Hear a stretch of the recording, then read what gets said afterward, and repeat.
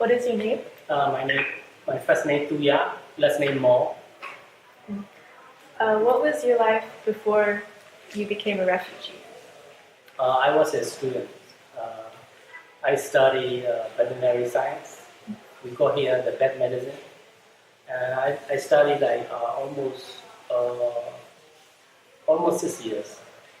It was in my final years in 1988, and then there was a student uprising in 1988. So I took part in the uprising, and after the military coup, the government opened fire and killed the demonstrators, including the students in Rangoon.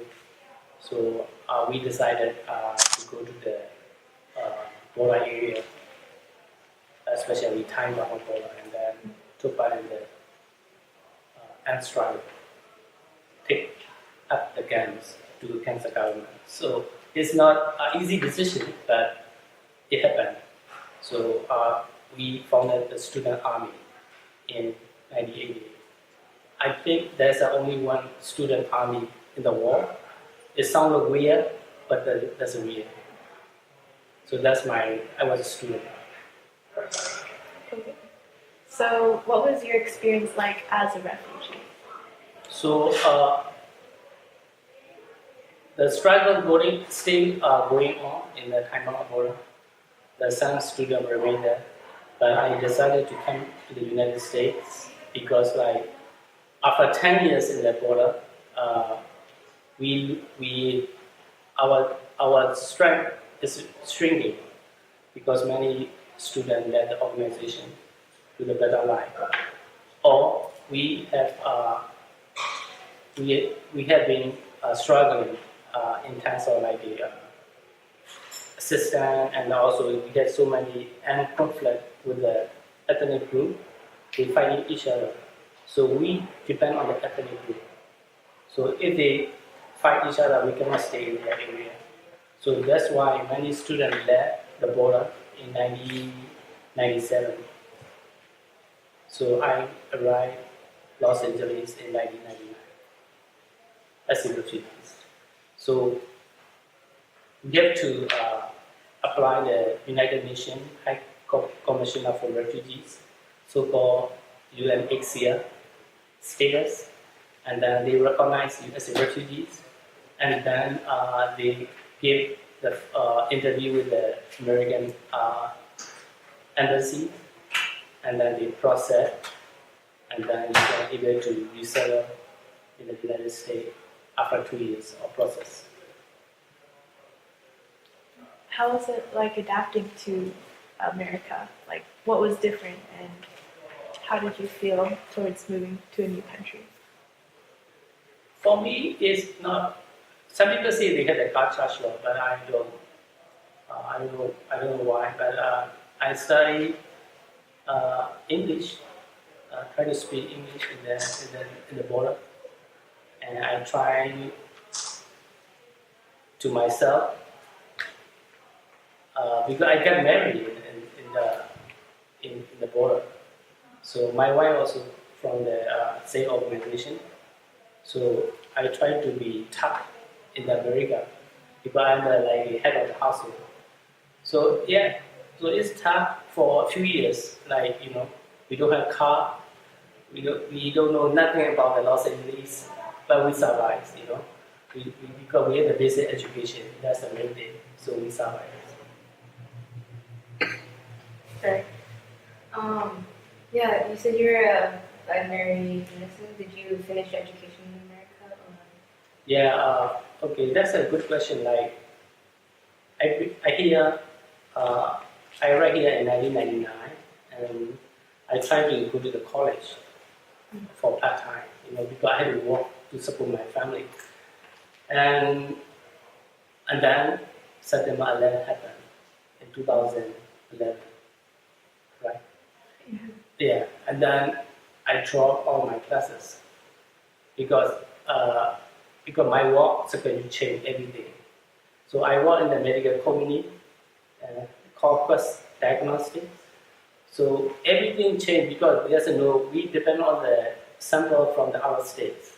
because no flight, nothing. So we had to go early morning. All the work schedule changed. So I dropped all the classes. Since then, I can never go back to my education. How did you grow up? Like, where did you grow up, and like kind of like your childhood experiences? Where in Burma, Yeah.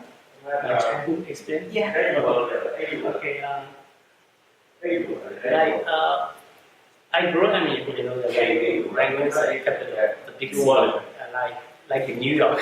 we always say that the Rangoon look like in New York. So I'm a city boy. So I grew up in I never been countryside. I've been a few times. So it's kind of weird when in 1988 when I go to the jungle. It's very, very difficult for me to go to the area because the cities and the jungles are totally different areas. So my childhood is okay. I've been like a city boy. I really enjoy my city life in Rangoon. It's a big city. There's so many ethnic groups, and we live together side by side with no problems.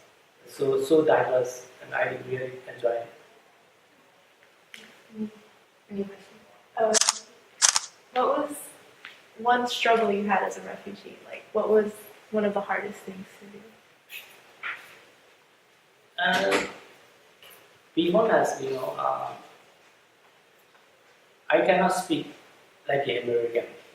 I really speak like a second language, and I noticed that in America they say there's no discrimination, but I do believe they do have it, and so that's the thing we have to struggle. And when I walk, they say no discrimination, but still black and white issue. If your color is different, they see you differently. But when you are working really hard, you can overcome that kind of discrimination because you're the hardworking worker. You can overcome. Have you ever been back to Burma? Not yet. Been how many years? Maybe 26 years. I've been here. Yeah. I miss my family members. I miss my friends. Yeah. Have you ever gotten in contact with them using? Oh yeah. Since Facebook is open, it's no no blackout in Burma. Facebook is I can contact through them with the Facebook a lot. Yeah. Do you have any plans of going back in the future, or are you just gonna? Actually, I really like to go back to Burma to do something about it, especially developing stuff. And because we can use the Western development idea or technology to Burma. So now, for instance, they need development. We have the technology here. We have the contact here. We know how to do things here. So and then we can invest in Burma. But the most important thing is when we do things, we have to be develop-minded, not profit-minded. If you do the profit only, you can never last.